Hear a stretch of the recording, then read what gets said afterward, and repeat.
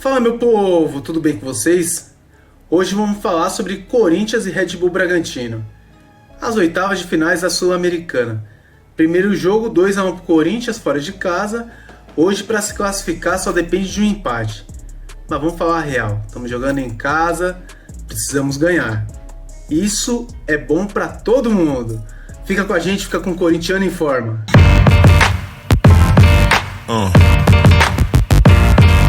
Fala, fiel!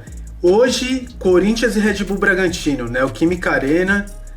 Na verdade, eu espero que o Corinthians ganhe esse jogo, apesar da gente poder empatar, porque casa cheia, Coringão merece, né? A torcida merece. Mas vamos lá. Primeiro jogo, tava 2-0, o Corinthians poderia ter feito o terceiro gol, aquele gol que o Pedro Raul perdeu, né? Que driblou o goleiro, tentou driblar o goleiro, essas coisas. Mas vamos lá, o jogo de hoje.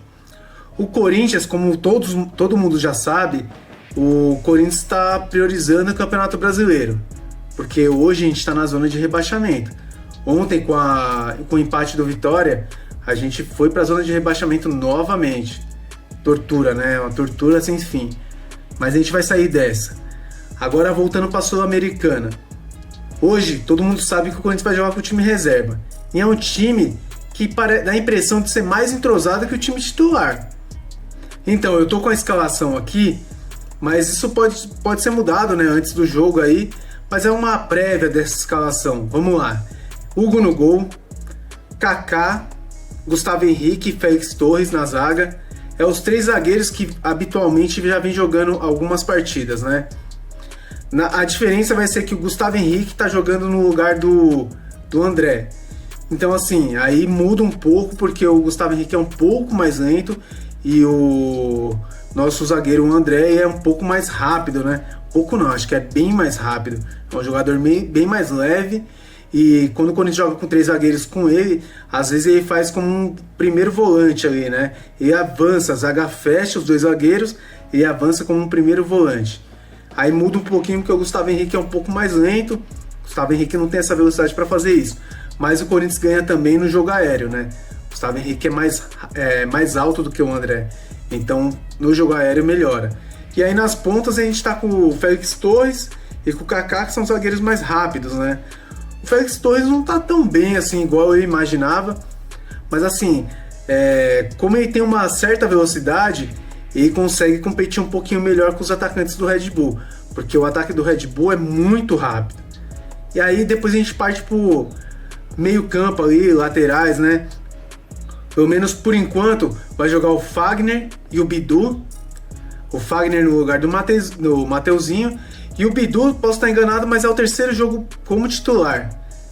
Aí, se o Ramon Dias pensa com o Bidu como titular, ele deveria jogar com o Hugo hoje, que é o reserva.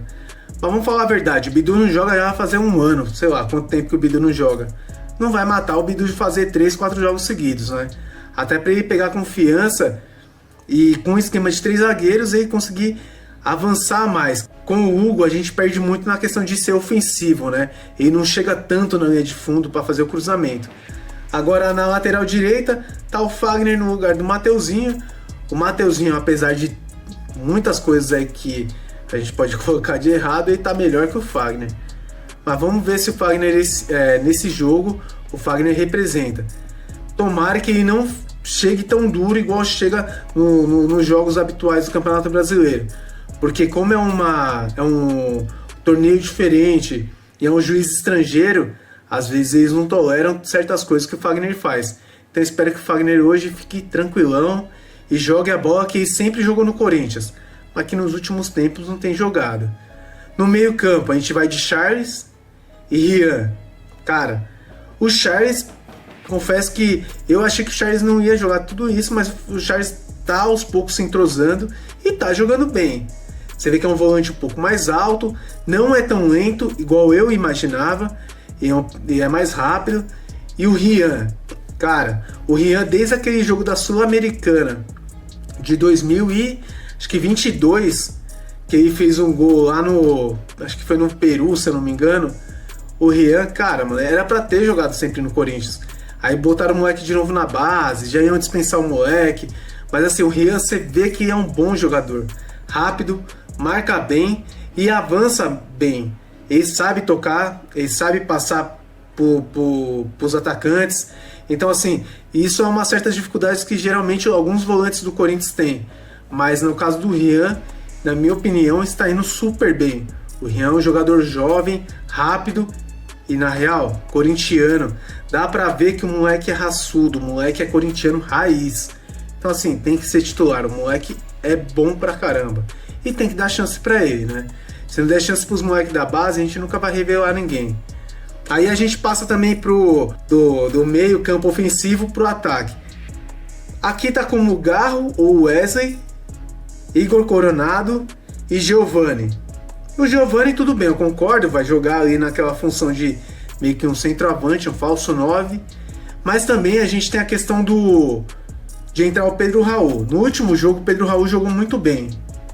No último jogo contra o Red Bull, né? Porque contra o Fluminense ele foi uma porcaria.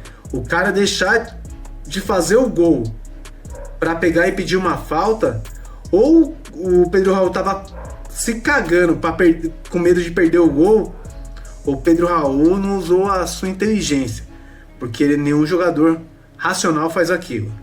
Mas vamos lá. Pedro Raul pode entrar, ou então o Giovani. O Giovani, querendo ou não, ele tem seus defeitos ali, não é um jogador perfeito, mas assim, ele tem mais velocidade, é um jogador de mais força. Isso o Corinthians vai ganhar. Mas também o Corinthians perde se o Pedro Raul não jogar, porque o Pedro Raul tem uma bola aérea boa. Então, assim, eu acho que o técnico treinou essa semana aí, pelo menos esses dias aí, deu pra ter uma noção. Aí o Coronado, tem que botar o cara pra jogar. Se o Ramon Dias entende que o Coronado não é jogador titular hoje, então ele tem que jogar no time reserva. O time reserva joga o quê? Sul-Americana e Copa do Brasil. É o que a gente vai jogar hoje. Coronado tem que jogar. Então, assim, deixa o cara jogar. O problema do Coronado é o físico. Cara, mano, dá a impressão que o Coronado é estilo Pedrinho, tá ligado? Que jogava no Corinthians antes. Os caras encostam, o cara se machuca, o cara, sabe, ele não tem força, ele não tem chassi pra aguentar o tranco dos jogadores aqui no Brasil. Mas a gente tem que dar uma chance pro cara também. Se não botar aí pra jogar esses jogos, ele nunca vai mostrar o 100% do seu potencial. Que bom de bola, ele parece ser. O problema é o físico. Mas aí, eu não sei se esse ano ele vai render o que a torcida imagina que ele renda. Porque um jogador que passou a maior parte da vida dele jogando na Arábia Saudita, o físico dele, até entrar no eixo, vai demorar um pouco. Aí a gente tem também para jogar o Wesley, também pode jogar o Wesley ou o Coronado. Ou Coronado não, desculpa. Pode jogar o Wesley ou o Garro. Vou ser bem sincero, o Garro é titular. Se o Corinthians prioriza o brasileiro, o Garro tem que jogar o brasileiro, 100%. Só que é o seguinte, no último jogo tiraram o Garro. Não sei porquê, mas o Ramon achou que tinha que tirar o Garro. E eu sou contra. Porque naquele jogo, já que ele era titular, ele deveria ter ficado. Então, já que ele não jogou o jogo todo, ele já deveria começar esse jogo como titular. Não botaria o Garro na reserva. Então, jogaria com o Garro numa ponta, Coronado na outra e Pedro Raul.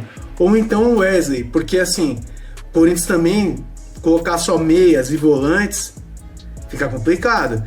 Porque a gente sabe que o Red Bull é um time chato de jogar contra. São jogadores, na grande maioria, jovens e com bom potencial. Jogadores rápidos. Então, assim, tem o Elinho, tem outros jogadores lá que estão jogando bem esse ano. Então, eu não entraria com dois meias, né? Tentaria encaixar... aí a gente entra na questão do Wesley, tá jogando bem ou não, mas tentaria encaixar um Wesley numa ponta, ou o Pedro Henrique, pode ser o Pedro Henrique também, deixaria só um meia. Ou jogaria com o Coronado ou com o Garro. E aí o técnico tem que ver isso melhor, né? Ele treinou a equipe, ele sabe muito bem quem pode jogar nessa posição, né? Se ele imaginar que o Garro só pode jogar no brasileiro, ele vai começar com o Coronado. Se ele entende que o Garro ele tem que jogar todos os torneios, ele vai deixar o Coronado no banco. Eu confesso que assim, eu entraria com o Garro, entendeu? Eu tiraria, que assim, eu penso muito ofensivo, então eu só jogaria com volante, entraria com o Garro e Coronado, e entraria com o Wesley numa ponta. Então deixaria o Wesley numa ponta, deixaria o Coronado na outra e deixaria um centroavante, que pode ser o Giovani ou pode ser o Pedro Raul, né? Mas aí o técnico tá treinando, né? A gente não vê os treinamentos do Corinthians, então a gente só fica nessa imaginação. E, infelizmente o Thales Magno não vai jogar, né? Porque ele sentiu uma lesão no último jogo e tomara que não seja nada, que ele fique descansando esse jogo, porque a gente vai precisar dele contra o Fortaleza, tá bom? E aí, corintiano, peço para vocês, coloquem nos comentários aqui o que você acha da escalação, você escalaria quem e você acha que vai ser quanto o jogo de hoje? Eu preciso do comentário de vocês aqui, tá bom? E essa é mais uma resenha da Fiel. Eu peço para você deixar nos seus comentários aqui como que vai ser o jogo hoje, quem ganha, Corinthians ou Red Bull Bragantino? Para mim, 2-0 pro Corinthians, tá ótimo, quartas de finais.